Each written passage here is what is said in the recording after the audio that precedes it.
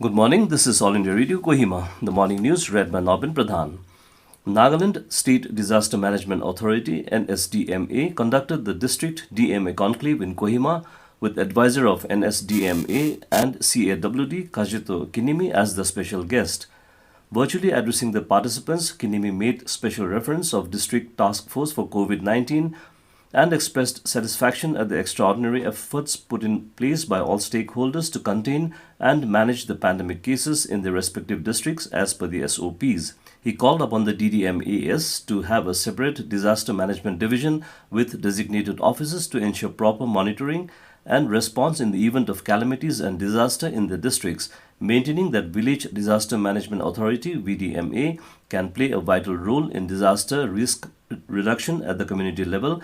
Kinimi urged upon the DDMAs to prioritize and ensure setting up VDMA in the respective districts. Union Minister of Commerce and Industries Piyush Goyal has said that Atmanirbhar Bharat is about opening India's doors wider so that India engages with the world from a position of strength on equal, fair and reciprocal terms.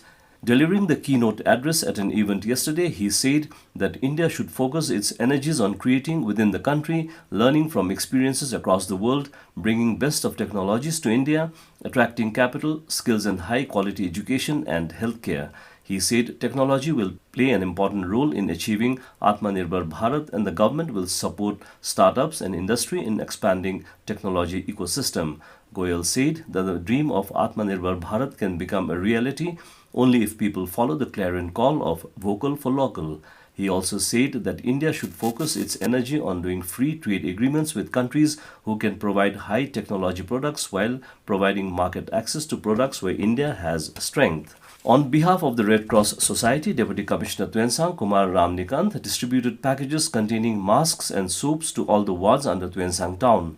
Speaking on the occasion, the DC called upon the members to present to continue the fight against COVID-19. He expressed gratitude to the Red Cross Society Tuensang and to all the frontline workers for tirelessly working to contain the pandemic.